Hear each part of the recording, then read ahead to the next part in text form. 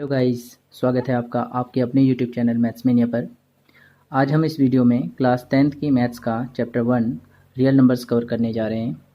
और हमेशा की तरह जैसा कि आप जानते हैं 9th और 10th की वीडियोस मैं नॉर्मली वन शॉट वीडियोस रखता हूं, तो ये भी एक वन शॉट वीडियो है। और ये extension of chapter 1 number system class 9th maths, यानी कि जो चैप्टर है रियल नंबर्स क्लास 10th का, ये 9th में जो आपने नंबर सिस्टम वाला चैप्टर पढ़ा था उसका ही एक्सटेंशन है। तो आइए देख लेते हैं कि इस वीडियो में हम कौन कौन से टॉपिक कवर करने जा रहे हैं, कौन कौन से टॉपिक हम इसमें कंसिडर करेंगे। फर्स्ट टॉपिक जो है वो होगा representing a positive integer in the form of a given algebraic expression, यानी कि किसी पॉजिटिव इंटीजर को किसी given algebraic expression, given means आपको क्वेश्चन में बताया जाएगा कि आपने इस तरह का एल्जेब्रिक एक्सप्रेशन के फॉर्म में किसी पॉजिटिव इंटीजर को शो करना है। आपको गिवन एल्जेब्रिक एक्सप्रेशन की फॉर्म में किसी पॉजिटिव इंटीजर को रिप्रेजेंट करना है। ये हमारा फर्स्ट टाइप का क्वेश्चन इस चैप्टर में बनता है, जिसमें कि हम यूक्लिड डिवीजन लेमा को यूज करते हैं। अब यूक्लिड डिवीजन लेमा क्या है? देखिए, यूक्लिड डिवीजन लेमा इतना बड़ा ये नेम है, लेकिन आपने एलिमेंट्री क्लास से ही इस चीज़ को पढ़ा है। आप ये समझ सकते हैं कि भाई नए पैकेट में माल पुराना, ऐसा समझ सकते हैं आप। देखिए, एक्चुअली यूक्लिड डिवीजन लेमा क्या है? आप अगर एलिमेंट्री क्लास में याद करें तो 9 को अगर हम 2 से डिवाइड करते हैं तो डिवीजन कुछ इस तरीके से होगा, 2 4 जार 8 और रिमाइंडर आपको 1 मिलेगा। अब एलिमेंट्री क्लासेस में आपको क्या सिखाया जाता था कि आप इस 9 को इस तरीके से लिख सकते हैं कि 9 is equal to 2 into 4 means multiplication of divisor into quotient plus remainder. इसको सॉल्व करने पर आपको डिविडेंड मिलता था। इसी को ही नाम दिया गया है यूक्लिड डिवीजन लेमा। और आप इस चीज़ को, ये जो कॉन्सेप्ट है, इसको आप 3rd 4th 5th से आप जो है इंट्रोड्यूस करा दिया जाता है बच्चों को। तो ये यूक्लिड डिवीजन लेमा है। बस इसमें हमें कुछ नई बातें इसमें मतलब जोड़ देनी है, कुछ नई इन्फॉर्मेशन हमें इसमें ध्यान रखनी है कि भाई जो डिवाइज़र है आपका, जिससे आपने डिवाइड करा है, तो इसमें आपने ध्यान ये रखना है कि जो आपने अगर डिवाइजर फिक्स कर दिया, डिवाइजर की वैल्यू फिक्स कर दी, तो जो रिमाइंडर वैल्यूज़ हैं वो फिक्स हो जाती हैं। ये आपने ध्यान रखना है। मीन्स अगर a equal to b q plus r है तो r के ऊपर क्या कंडीशन है? आप एक बार आपने b फिक्स कर दिया कि भाई हम इस डिवाइजर से डिवाइड कर रहे हैं किसी भी पॉजिटिव इंटीजर को, तो वहाँ पर r की वैल्यूज़ फिक्स हो जाती है कि r की वैल्यूज़ कभी भी जो है b के इक्वल नहीं होंगी। b से ग्रेटर तो बाद में होंगी, b के इक्वल भी नहीं होंगी। तो b से less than b and equal to 0 and greater than b, 0 equal to 0 and greater than 0 and less than b, ये कंडीशन r के लिए अप्लाई होगी। यूक्लिड डिवीजन लेमा जो कॉन्सेप्ट है वो ये कहता है कि अगर आपने b फिक्स कर दिया तो रिमाइंडर के लिए जो वैल्यूज़ है उसकी रेंज फिक्स हो जाती है। ठीक है, इट मीन्स अगर आपने यहाँ से 2 से डिवाइड करा है तो रिमाइंडर आपका 0 हो सकता है, 1 हो सकता है, दैट्स ऑल। 2 नहीं होगा, 3 नहीं होगा, मतलब 2 भी नहीं होगा। इवन जो आपका डिवाइजर है वो वैल्यू भी रिमाइंडर के फॉर्म में आपको नहीं मिल सकती। क्यों? क्योंकि अगर वो वैल्यू यहाँ पे मिल गई तो 2 1 जार 2, फिर आगे डिवीजन प्रोसीड हो जाएगा। ठीक है ना? तो ये डिवीजन लेमा है, इससे ज़्यादा डिवीजन लेमा कुछ भी नहीं है। यही डिवीजन लेमा का कॉन्सेप्ट है। आगे जो दूसरा टॉपिक है वो है finding HCF of a given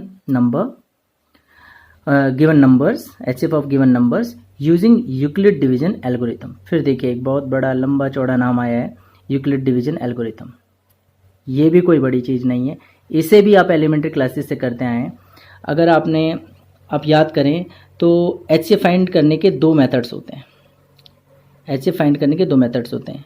एक होता है प्राइम फैक्टराइजेशन मेथड, जिसमें आप इंडिविजुअल नंबर्स के प्राइम फैक्टर्स करते हैं, फिर जो कॉमन फैक्टर्स हैं उनको एक एक बार लिख के मल्टीप्लाई करते हैं। एक दूसरा मेथड होता है, एक तो प्राइम फैक्टराइजेशन मेथड हो गया, दूसरा होता है एक आपका डिवीजन मेथड, जो कुछ इस तरीके से परफॉर्म किया जाता है। और यही जो प्रोसीजर है, ये जो मेथड है एचसीएफ फाइंड करने का, डिवीजन मेथड, यही आपका यूक्लिड डिवीजन एल्गोरिथम है। एक्चुअली यूक्लिड डिवीजन एल्गोरिथम क्या है? Number of repetition of division lemma, यानी ये जो डिवीजन लेमा वाला जो प्रोसीजर है, इसको नंबर ऑफ टाइम्स आप रिपीट अगर कर दें, कब तक? Till we get remainder as 0। जब तक कि आपको रिमाइंडर 0 ना मिल जाए तब तक आप जो है यूक्लिड डिवीजन लेमा को रिपीट करते रहें। Number of repetitions of division lemma till we get r is equal to 0 is called Euclid division algorithm. देखिए, आप जब फर्स्ट इसमें स्टेप लेते हैं तो यहाँ पर आपके पास एक डिवाइजर होता है, यहाँ पर डिविडेंड, आप जो है क्वेश्चन में कोई वैल्यू आती है, आप इसका नंबर ऑफ टाइम्स जो है टेबल पढ़ते हैं, कुछ नंबर ऑफ टाइम्स टेबल पढ़ते हैं और आपको एक रिमाइंडर मिलता है। ये एक स्टेप हो गया और ये यूक्लिड डिवीजन लेमा है।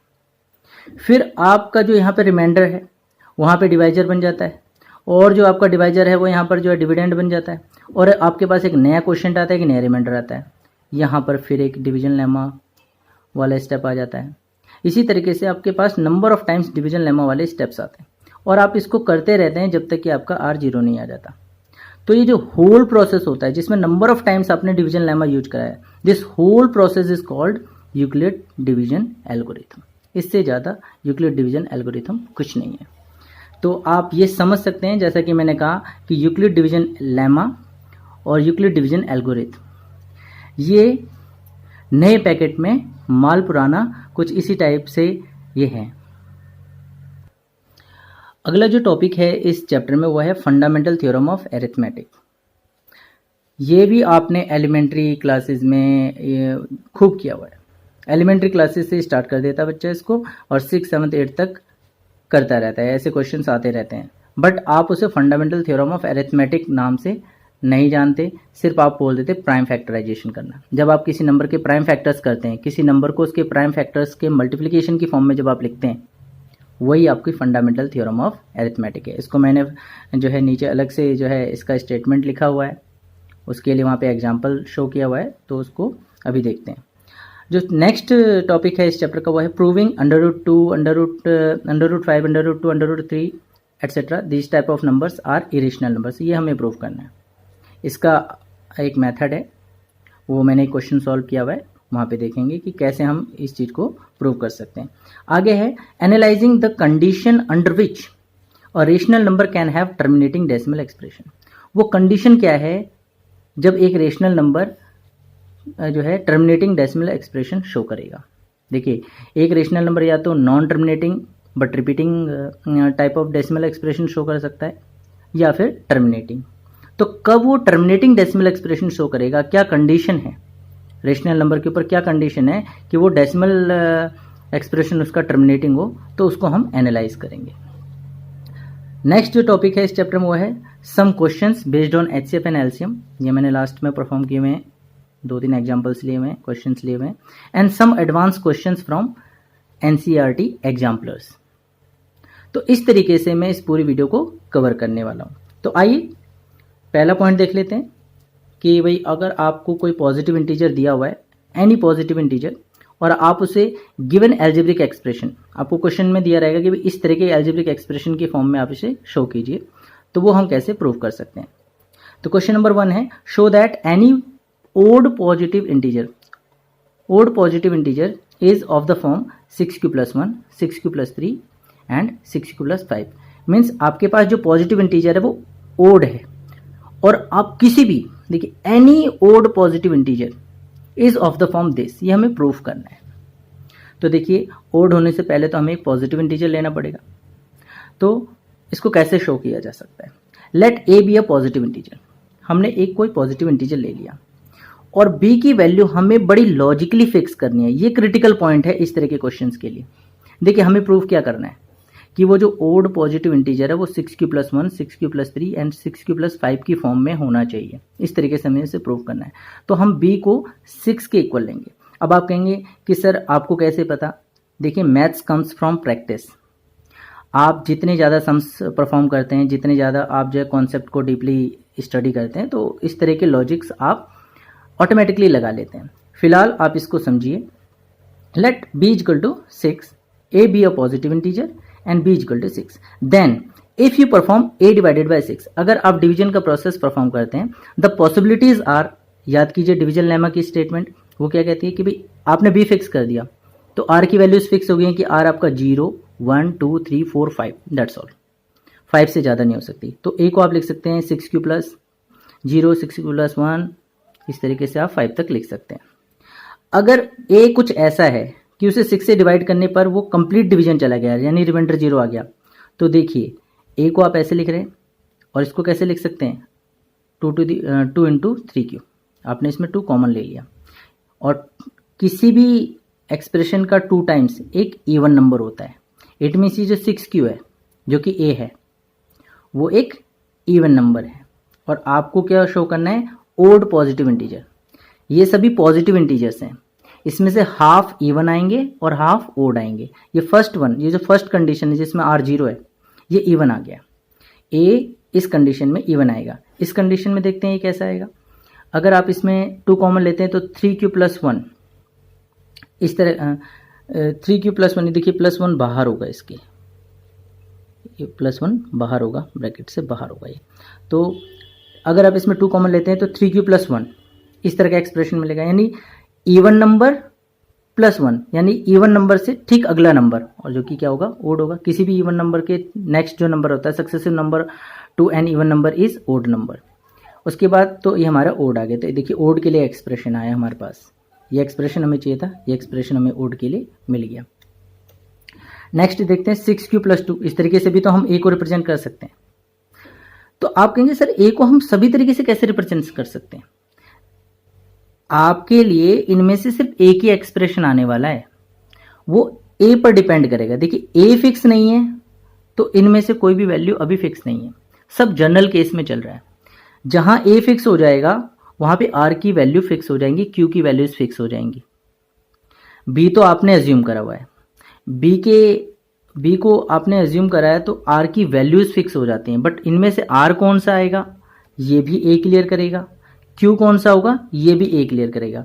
क्योंकि ए क्लियर नहीं है, जस्ट बी क्लियर है, और बी के क्लियर होने से आपके लिए आर के लिए जस्ट पॉसिबिलिटीज मिलती हैं, आर भी डिसाइड नहीं होता, उसके लिए पॉसिबिलिटीज मिल जाती हैं। जब बी के साथ आप ए भी फिक्स कर देंगे तो आपके पास जब बी भी होगा आपके पास ए भी होगा, तो क्यू और आर के लिए जो पॉसिबिलिटीज है उनमें से आप एक पॉसिबिलिटी चूज कर सकते हैं, या फिर आपको उन नंबर ऑफ पॉसिबिलिटीज में से एक फिक्स्ड यूनिक पॉसिबिलिटी मिल जाएगी। लेकिन यहाँ पर ए फिक्स नहीं है तो हमें सभी पॉसिबिलिटीज को कंसीडर करना पड़ेगा। तो अगर ए कोई पॉजिटिव इंटीजर है तो उसको इन 1 2 3 6 तरीके से लिखा जा सकता है, जिसमें से हाफ इसमें इवन आएंगे और हाफ ओड आएंगे। आप इसमें बस आपने कुछ नहीं करना, आप इसमें 2 कॉमन आउट कर लीजिए। देखिए यहाँ पे 2 कॉमन आउट नहीं कर पाएंगे तो हमें क्या करना है कि इसको 2 + 1 लिखना है। 2 + 1 लिखेंगे तो उस +1 को तो साइड में रखेंगे और इस 2 और इस 6Q में 2 कॉमन लेंगे तो आपको इस तरह का एक्सप्रेशन मिलेगा। ये ओड आ गया, फिर ये इवन आ जाएगा, फिर ये ओड आ जाएगा एंड सो ऑन। इस तरह की कंडीशन रहने वाली है। तो आप देखिए ओड के लिए क्या कंडीशन है आपके पास, 6Q + 1, 6Q + 3 एंड 6Q + 5। ये आपके ओड पॉजिटिव इंटीजर्स को शो करेंगे। यहाँ पर मैं एक चीज़ और बताना चाहूँगा कि क्या सिर्फ आप ओड पॉजिटिव इंटीजर्स को सिर्फ ऐसे ही लिख सकते हैं? नहीं, आप किसी ओड पॉजिटिव इंटीजर्स को इनफाइनाइट नंबर ऑफ एक्सप्रेशंस की फॉर्म में लिख सकते हैं, क्योंकि जैसे जैसे आप बी फिक्स करेंगे वैसे वैसे एल्जेब्रिक एक्सप्रेशन चेंज होता जाएगा। देखिए आप चाहें तो आप इसको 4Q + 1 इस 4Q + 3 इस तरह के एक्सप्रेशंस में भी लिख सकते हैं। अगर आप बी की वैल्यू 4 फिक्स कर लीजिए, आप इसको सॉल्व करके देखना, a b any positive integer and b = 4, और फिर आप सभी पॉसिबिलिटीज को डिवीजन लेमा के थ्रू लिखिएगा। आप देखेंगे कि उसमें आपको 2 पॉसिबिलिटीज, जहाँ पे 0 रिमाइंडर है और जहाँ पे 2 रिमाइंडर है, वहाँ पर आपको इवन नंबर्स मिलेंगे, इवन एक्सप्रेशंस मिलेंगे, और जहाँ पर 4Q + 1 है और 4Q + 3 है वहाँ पर आपको ओड एक्सप्रेशन मिलेगा। आइए थोड़ा सा इसको और ज़्यादा विजुअलाइज कर लेते हैं इस क्वेश्चन को। Here A could be any positive integer, जैसे मैंने बताया ए कोई भी पॉजिटिव इंटीजर हो सकता है, but once you decide the value of fix, once you decide the value of b, जब आप बी को फिक्स कर देते हैं, द डिवाइजर, जिसे जो कि डिवाइजर है आपके डिवीजन का, remainder values automatically get fixed, आपकी रिमाइंडर वैल्यूज फिक्स हो जाती हैं। देखिए अब मैंने क्या यहाँ पे एनी पॉजिटिव इंटीजर नहीं लिया, बी से हमारी रिमाइंडर तो फिक्स हो गया, अब मैंने ए को भी वैल्यूज देना यहाँ पे स्टार्ट कर दिया। देखिए अगर ए 36 और बी 6 हो, डिवीजन करेंगे आपको R0 मिलेगा, बी से 6 टाइम्स चला जाएगा ये, और यहाँ पे क्यू की वैल्यू क्या आने वाली है 6, 6 6 are 36। अगर बी 6 है और ए मैंने इसको 1 बढ़ा दिया तो यहाँ पर आपको रिमाइंडर क्या मिलेगा 1, यहाँ पे रिमाइंडर क्या मिलेगा 2, यहाँ पे रिमाइंडर आपको 3 4 5। देखिए B6 है, रिमाइंडर आपको 0 1 2 3 4 5 तक मिल गया और आपने नंबर जो है 36 से एक एक आप बढ़ाते रहे। अगर आप एक और बढ़ा दें 42 कर दें तो देखिए रिमाइंडर दोबारा आपको 0 मिल जाएगा, क्योंकि आपने B6 फिक्स करा हुआ है, इसलिए रिमाइंडर कभी भी जो है 5 से ज़्यादा नहीं हो सकता, 6 से कम ही रहेगा, 0 के बराबर और 0 से बड़ा और 6 से छोटा, यानी कि 5 तक मैक्सिमम वैल्यू हो सकती है। मैक्सिमम वैल्यू रिमाइंडर की 5 जाएगी, क्योंकि आपने जो डिवाइजर हो 6 फिक्स किया हुआ है। और ए के लिए कोई भी बाउंडेशन नहीं है। देखिए ए में बढ़ाते हुए 42 पे पहुंचा हूं, मैं इसको इन्फिनिटी तक ले जा सकता हूँ, 43 44 इस तरीके से इन्फिनिटी तक मैं ले जा सकता हूँ, लेकिन जब तक मेरा बी फिक्स रहेगा 6, जब तक मेरा बी फिक्स है कि वो 6 वैल्यू है, तब तक आपके रिमाइंडर जो है 0 1 2 3 4 5 0 1 2 3 4 5 0 1 2 3 4 5 इस तरीके से रिपीट करते रहेंगे।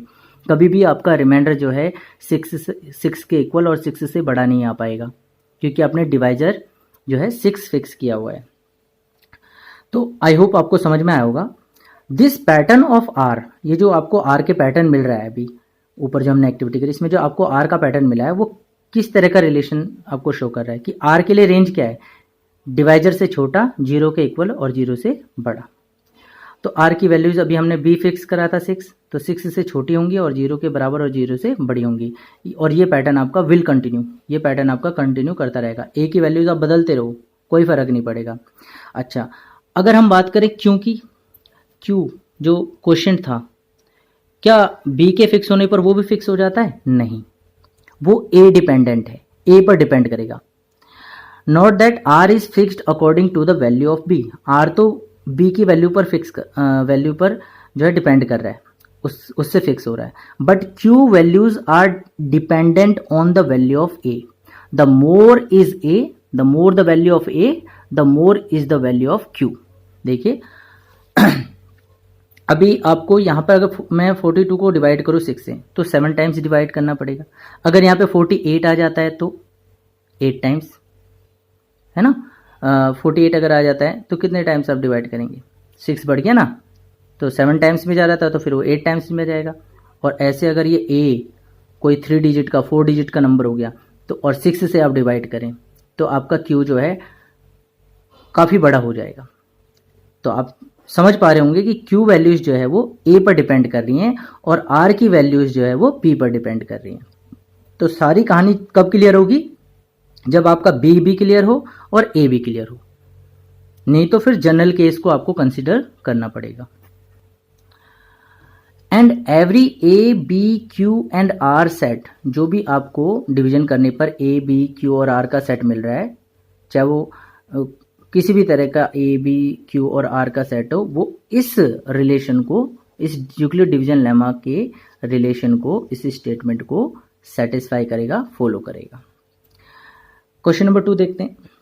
फाइंड द एचसीएफ ऑफ 135 225, यानी 135 और 225 आपको इन 2 नंबर्स का एचसीएफ फाइंड आउट करना है यूजिंग यूक्लिड डिवीजन एल्गोरिथम। वही डिवीजन मेथड से एचसीएफ को फाइंड करना, वही है ये। तो हम जो है डिवीजन मेथड लगाते हैं इन दोनों नंबर्स के ऊपर और एचसीएफ फाइंड करते हैं, तो हमारा एचसीएफ आता है 45। ये आपने जो है 7th 8th में खूब इस तरह के क्वेश्चंस करे होंगे। अब ये तो हम इसे कहते हैं डिवीजन मेथड के थ्रू एचसीएफ फाइंड करना, और एक्चुअली यही डिवीजन एल्गोरिथम में भी है। बट इसमें हमने क्या करना है कि हमने ये हमारा जो डिवीजन लेमा है कि भाई 225 is equal to 135 into 1 plus 90, इसमें हमारे पास डिवीजन लेमा के 3 स्टेप्स हैं। ये एक डिवीजन लेमा का स्टेटमेंट है, ये एक डिवीजन लेमा का स्टेटमेंट है और ये एक डिवीजन लेमा का स्टेटमेंट है। तो जो आपने डिवीजन किया है एचसीएफ फाइंड करने के लिए, उसको आपने 3 स्टेप्स में लिख देना है, और इसमें से हर एक इंडिविजुअल स्टेप जो है यूक्लिड डिवीजन लेमा होगा। और यहाँ पर क्या हो रहा है, यूक्लिड डिवीजन लेमा का नंबर ऑफ टाइम्स रिपीटेशन हो रहा है। कब तक रिपीट कर रहे हैं आप डिवीजन लेमा को? जब तक कि आपको रिमाइंडर 0 नहीं मिल जाता। तो देखिए 225 को कैसे लिख सकते हैं? 135 इंटू 1 प्लस 90। अब क्या होगा, ये जो आपका डिवाइजर था ये आपका डिविडेंड बन जाएगा, जो आपका डिवाइजर था वो डिविडेंड बन जाएगा, और जो आपका रिमाइंडर था वो आपका डिवाइजर बन जाएगा। देखिए ना, जो आपका रिमाइंडर है, इसका जो रिमाइंडर है फर्स्ट डिवीजन लेमा का, वो आपका नेक्स्ट स्टेप के लिए डिवाइजर बन गया और जो डिवाइजर था वो डिविडेंड बन गया। तो देखिए ये आपका डिवाइजर था, ये डिविडेंड बन गया और जो आपका रिमाइंडर था वो डिवाइजर बन गया। और फिर दोबारा आपने डिवीजन लेमा परफॉर्म करा यहाँ पे और आपको रिमाइंडर मिला 45। अभी जो 45 है ये आपका डिवाइजर हो गया और जो आपका डिवाइजर था वो आपका डिविडेंड हो गया। फिर आपने एक डिवीजन लेमा परफॉर्म करा और इस बार आपको 0 रिमाइंडर मिल गया। जो डिवाइजर आपको एट लास्ट आपको 0 दे देता है वो डिवाइजर क्या होता है, वो आपका HCF होता है। तो देखिए हमारा HCF क्या है, ये हमारा यूक्लिड डिवीजन एल्गोरिथम है और ये डिवीजन मेथड है HCF को फाइंड करने का। दोनों एक ही हैं, एक ही चीज़ के दो नाम है, finding HCF using division method और finding HCF using Euclid division algorithm. तो हमारा जो है HCF आया 45। Division method for finding HCF is the Euclid division algorithm. अब जो हमने भी एक थ्योरम पढ़ी थी, फंडामेंटल थ्योरम ऑफ अरिथमेटिक, उसको मैंने यहाँ पर एक्सप्लेन किया हुआ है कि find the prime factors of 140। Fundamental theorem of arithmetic क्या है, यही है, finding the prime factors of a number is called fundamental theorem of arithmetic.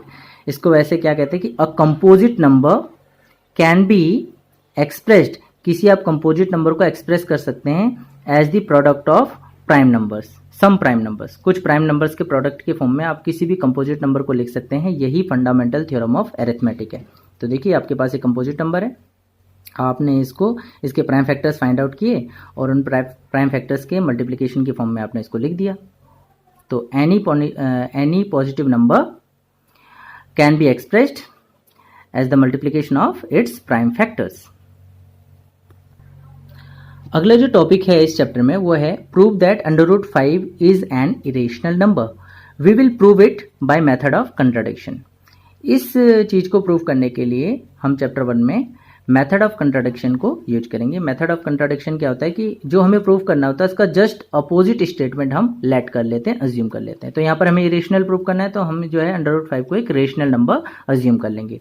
अब रेशनल नंबर अगर √5 है तो इसको किसी भी रेशनल नंबर को P/Q की फॉर्म में या A/B की फॉर्म में लिखा जा सकता है। तो इसलिए अगर हमने इसको रेशनल नंबर एज्यूम किया हुआ है तो इसको हम A/B लिख सकते हैं।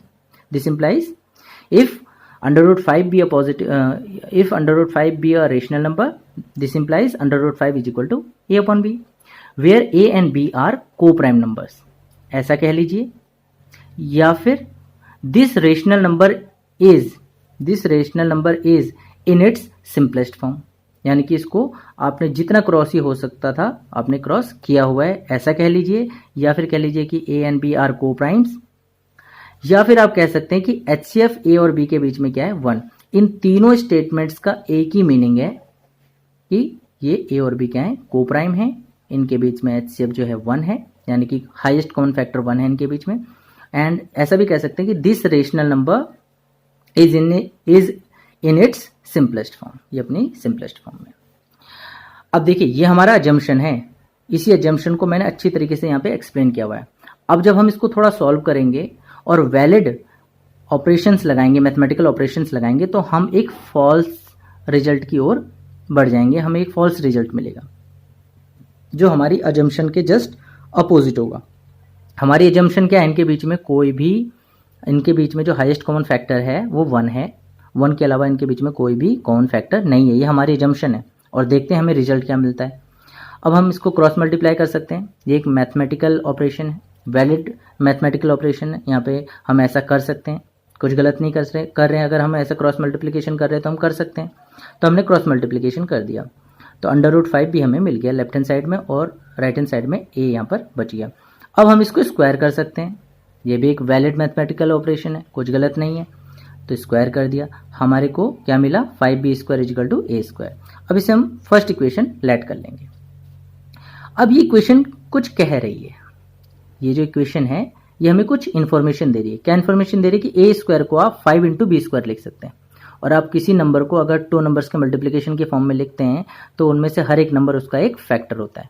5 से ये b² टाइम्स डिवाइड हो जाएगा a², और a² को अगर आप b² से डिवाइड करेंगे तो 5 टाइम्स जाएगा, 5 से डिवाइड करेंगे तो b² टाइम्स जाएगा। यानी 5 and b square are factors of a square. तो फिलहाल हम ये लिख सकते हैं कि 5 is a factor of a square. अब देखिए, अगर कोई नंबर किसी नंबर के स्क्वायर का फैक्टर है तो वो उस नंबर का भी फैक्टर होता है। इसको मैंने यहाँ पे प्रूफ किया। देखिए, अगर 5 25 के स्क्वायर यानी कि 6 to 5 का फैक्टर है, और आप जानते हैं कि भी 6 to 5 का फैक्टर 5 है। अगर 5 किसी नंबर के स्क्वायर का फैक्टर है तो देखिए वो उस नंबर का भी फैक्टर होता है। देखिए 5 अगर 25 के स्क्वायर का फैक्टर है तो 5 जो है फैक्टर है 25 का भी। ऐसे बहुत सारे एग्जांपल हो सकते हैं। देखिए 36 2 से डिवाइड हो जाता है, यानी 2 किसको डिवाइड कर रहा है? 36 को, 6 के स्क्वायर को, तो 2 जो है 6 को भी डिवाइड करता है। तो ऐसा हम लिख सकते हैं कि अगर 5 ए स्क्वायर का फैक्टर है तो 5 ए का भी फैक्टर होगा। और अगर 5 ए का फैक्टर है तो ए को कैसे लिखा जा सकता है? ए इज इक्वल टू 5 के। इसको हम इक्वेशन सेकंड मान लेंगे। अब इस सेकंड इक्वेशन को हम फर्स्ट इक्वेशन में जब पुट करेंगे तो देखते हैं हमें क्या रिजल्ट मिलता है।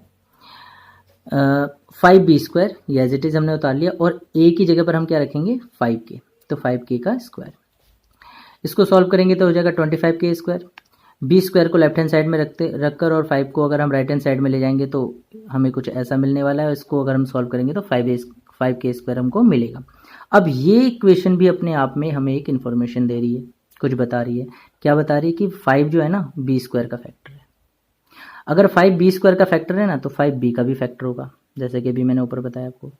अब देखिए हमारी एजम्पशन क्या थी कि ए और बी के बीच में कोई भी कॉमन फैक्टर नहीं है अदर देन 1, यानी HCF क्या था? 1 था। और यहाँ पर 5 जो है दोनों के बीच में कॉमन फैक्टर आ गया, यानी जो हमने एजम्पशन ली थी उसके तो जस्ट अपोजिट हमें रिजल्ट मिला। हमें गलत रिजल्ट क्यों मिला? क्योंकि हमारी एजम्पशन ही गलत थी, यानी ये रेशनल नंबर नहीं था। और अगर √5 रेशनल नंबर नहीं है तो फिर हमारे पास सिर्फ एक ही ऑप्शन बचता है। अगर कोई नंबर रेशनल नहीं है तो फिर एक ही ऑप्शन बचता है कि वो इरेशनल होगा। तो यहाँ पर प्रूव हो जाता है कि √5 इज एन इरेशनल नंबर। इसको ऐसे लिख सकते हैं आप कि जो हमारे को ये रिजल्ट मिला है ये कुछ ऐसा है कि it is contradictory to our assumption. हमने जो अजम्पशन ली थी उसके जस्ट अपोजिट है, इसलिए √5 इज एन इरेशनल नंबर। अगला जो टॉपिक है इसमें वो है कि जिसको मैंने क्वेश्चन के थ्रू समझाने की कोशिश करी है। What is the required condition to be a rational number with terminating decimal expression? क्या वो रिक्वायर्ड कंडीशन है कि कोई rational number terminating decimal expression show करे? What is the required condition to be a rational number having terminating decimal expression? तो solution देखिए, मैंने solution कुछ इस तरीके से फ्रेम करा है कि मैंने यहाँ पर नंबर ऑफ स्टेटमेंट्स लिखी हैं और बीच बीच में जहाँ जहाँ एग्जाम्पल्स लिखने या फिर मेरे को कोई एग्जाम्पल साइट करना है तो मैंने एग्जाम्पल भी लिखा हुआ है। मैंने इसको स्टेटमेंट्स की फॉर्म में, एक इन्फॉर्मेशन की फॉर्म में प्रोसीड करा है, एक फ्लो चार्ट के रूप में, और लास्ट में हम इसको एनालाइज कर रहे हैं। देखिए, हम सॉल्व नहीं कर रहे हैं, हम एनालाइज कर रहे हैं, जानने की कोशिश कर रहे हैं कि क्या कंडीशन हो सकती है कि कोई रेशनल नंबर हमें टर्मिनेटिंग डेसिमल एक्सप्रेशन दे। तो आइए देखते हैं। Let's analyse. We take some terminating decimal expression. हम शुरुआत में ही डेसिमल एक्सप्रेशंस ले लेते हैं जो कि टर्मिनेटिंग है। अब जब हम इनके फ्रैक्शनल फॉर्म लिखेंगे तो हम इनको इस तरीके से लिख सकते हैं। देखिए, हम टर्मिनेटिंग डेसिमल एक्सप्रेशन को के लिए मतलब एनालाइज कर रहे हैं तो हम टर्मिनेटिंग डेसिमल एक्सप्रेशन ले लेते हैं। अब हम इन टर्मिनेटिंग डेसिमल एक्सप्रेशंस को जो है फ्रैक्शनल की फॉर्म में लिख सकते हैं, फ्रैक्शंस की फॉर्म में लिख सकते हैं। पॉइंट हटाया 10, पॉइंट हटाया 100, पॉइंट अगर यहाँ से हटाएंगे तो 1000। अब यहाँ से क्या मीनिंग आ रहा है कि जो हमने डेसिमल एक्सप्रेशंस लिए थे और उनके जो हमें फ्रैक्शनल एक्सप्रेशंस मिले हैं तो उससे हमें क्या इन्फॉर्मेशन मिल रही है? It means that denominator has to be in the form 10 to the power n, यानी कि उन्हीं रेशनल नंबर्स के डेसिमल एक्सप्रेशंस टर्मिनेट करेंगे जिनमें डिनोमिनेटर जो है 10 to the power n की फॉर्म में है, where n is a positive integer. n कोई भी पॉजिटिव इंटीजर होगा, ठीक है? तो n कोई भी पॉजिटिव इंटीजर होगा, तो उस कंडीशन में अगर डिनोमिनेटर इस फॉर्म का है किसी भी रेशनल नंबर का तो उसका डेसिमल एक्सप्रेशन कैसा होगा? टर्मिनेटिंग होगा।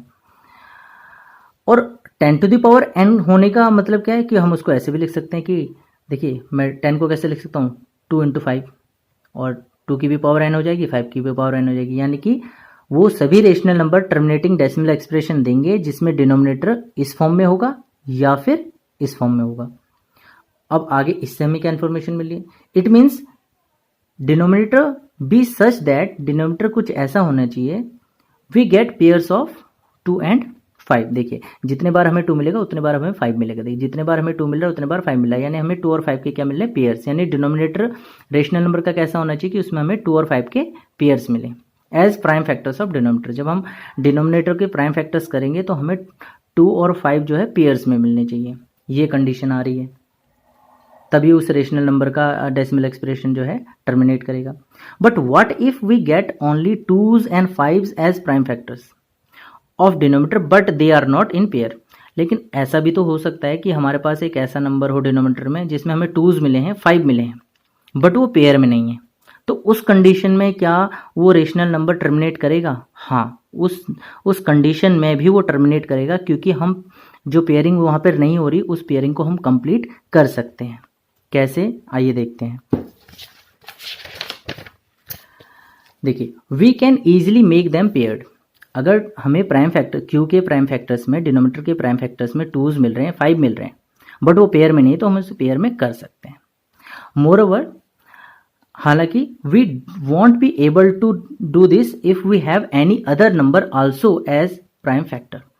हाँ, ऐसा करना मुश्किल हो जाएगा, 2 और 5 के पेयर्स को कंप्लीट करना मुश्किल हो जाएगा अगर हमें 2 और 5 के अलावा कोई तीसरा नंबर भी मिल जाता है। We won't be able to do this if we have any other number also as the prime factor. So the condition is q is equal to the power m into 5 to the power n। तो यानी कि जरूरी नहीं है। देखिए पहले तो हमें कंडीशन मिली कि 2 और 5 पेयर्स में होने चाहिए, फिर बाद में हमने सोचा कि अगर 2 और 5 हमें मिले प्राइम फैक्टर्स में और कोई तीसरा नंबर हमें नहीं मिल रहा प्राइम फैक्टर्स में, डिनोमिनेटर के प्राइम फैक्टर्स में, तो क्या तभी भी वो टर्मिनेट करेगा? बिल्कुल करेगा, क्योंकि हम उसे पेयर में कर सकते हैं। तो कंडीशन क्या निकल के आई क्यू के लिए कि 2 की पावर m टाइम्स एंड 5 की पावर n टाइम्स हो सकती है, यानी m और n जो है डिफरेंट पॉजिटिव इंटीजर्स हो सकते हैं। उस कंडीशन में भी rational number terminating decimal expression देगा। तो आइए एग्जांपल देखते हैं। What type of decimal expression 77 divided by 70 have. तो 77 डिवाइडेड बाय 70 को हम क्या करेंगे कि हम इसके पहले प्राइम फैक्टर्स करेंगे न्यूमरेटर और डिनोमिनेटर के। तो इसको हम ऐसे लिख सकते हैं 11 इंटू 7, इसको 2 इंटू 5 इंटू 7, 7 से 7 क्रॉस हो जाएगा। देखिए ये नंबर किस तरीके से रिप्रेजेंट हो गया, कुछ इस तरीके से। अब यहाँ देखिए 2 और 5 जो है जोड़े में है, 2 और 5 का पेयर है, और यहाँ पर इसको हम 10 लिख सकते हैं, और इसका जो डेसिमल एक्सप्रेशन है वो टर्मिनेटिंग डेसिमल एक्सप्रेशन हमें मिल गया। अब एक दूसरा एग्जाम्पल देखते हैं। अगर ये नंबर ऐसे होता तो 77 डिवाइडेड बाय 350, तो उस कंडीशन में प्राइम फैक्टर्स ये होते, 7 से 7 क्रॉस हो जाता। अब यहाँ पर हमारे पास 2 और 5 का पेयर तो है, लेकिन एक 5 विदाउट 2 है, यानी इस 5 के लिए हमारे पास 2 नहीं है, पेयर कंप्लीट नहीं हो रहा। तो हम क्या करेंगे, जब हम यहाँ पे क्रॉस करा तो हमको ये मिला। अब यहाँ पे हमारे पास इस 2 के लिए तो 5 है, इस 5 के लिए 2 नहीं है, पेयरिंग कंप्लीट नहीं है। तो क्या हम कहेंगे कि इसका डेसिमल एक्सप्रेशन टर्मिनेटिंग नहीं होगा? इसका डेसिमल एक्सप्रेशन टर्मिनेटिंग होगा, क्योंकि हमारे को 2 to the power something and 5 to the power something मिल रही है। यही हमारी टर्मिनेटिंग कंडीशन थी जो कि हमें मिल रही है, बट यहाँ पे टर्मिनेट तो करेगा नहीं, क्योंकि नीचे हमें जीरोज वाला नंबर नहीं मिल रहा। तो हम क्या करेंगे कि एक 2 से नीचे मल्टीप्लाई करेंगे डिनोमिनेटर में, और एक 2 से हम न्यूमरेटर में मल्टीप्लाई करेंगे। देखिए यहाँ पे पेयरिंग कंप्लीट हो गई, बट ऊपर जो 11 था अब वो 22 हो गया। लेकिन हम ऐसा कर सकते हैं, ये एक वैलिड मैथमेटिकल ऑपरेशन है, यहाँ पे कोई दिक्कत नहीं है। तो हम इस नंबर को कैसे लिख सकते हैं? ऐसे लिख सकते हैं, और इस नंबर को फिर हम डेसिमल एक्सप्रेशन में ऐसे लिख सकते हैं। इसका मीनिंग, इसका डेसिमल एक्सप्रेशन कैसा आया? 0.22 टर्मिनेटिंग आया। तो हमारी कंडीशन क्या आ गई? Since denominator is in the form this, the decimal expression is terminating. तो कंडीशन यही आई है कि डिनोमिनेटर जो है किसी रेशनल नंबर का अगर 2 to the power m into 5 to the power n की फॉर्म में है, जहाँ पे m और n इक्वल भी हो सकते हैं और इक्वल नहीं भी हो तो भी चल जाएगा, उन्हें बाद में हम पेयरिंग में कर लेंगे। और इस कंडीशन में जो है डेसिमल एक्सप्रेशन कैसा होगा? टर्मिनेटिंग होगा। तो हमने एनालाइज कर लिया कि किसी रेशनल नंबर का डेसिमल एक्सप्रेशन टर्मिनेट किस कंडीशन में करता है। अब देखते हैं questions on HCF and LCM। देखिए 2 क्वेश्चन मैंने NCERT से उठाए हैं, एक आर्मी बैंड क्वेश्चन है और एक हमारा सोनिया एंड रवि वाला क्वेश्चन है। ये एक्सरसाइज 1.1 के ही क्वेश्चन है। देखिए क्वेश्चन मैं जल्दी से समझाता हूँ कि क्वेश्चन क्या कह रहा है कि हमारे पास एक आर्मी बैंड है जिसमें 616 आर्मी पर्सनल हैं, 32 बैंड कैंडिडेट्स हैं। अब हमने इनको एक रेक्टेंगुलर एरे में इस तरीके से अरेंज करना है कि हमें मैक्सिमम नंबर ऑफ कॉलम्स मिलें।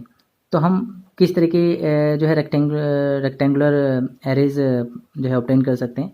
रेक्टेंगुलर एरे इस तरह का हो सकता है कि हमारे पास जो है 2 के हमारे पास रोज हों, या फिर हमारे पास इस तरह का रेक्टेंगुलर एरे हो सकता है, या फिर इस तरीके का।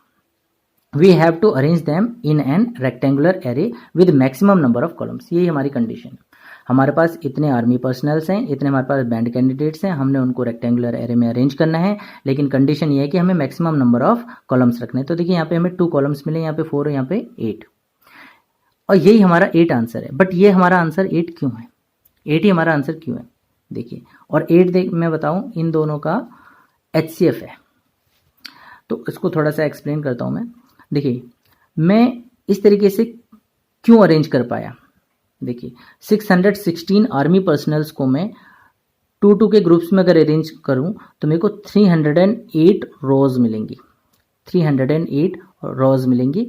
और फिर जो 32 आर्मी पर्सनल्स हैं उनको भी मैं इसी तरीके से 2 के पेयरिंग में अगर अरेंज करूं तो मेरे को 16 रोज मिलेंगी, और ये एक के पीछे एक इस तरीके से अरेंज हो जाएंगे।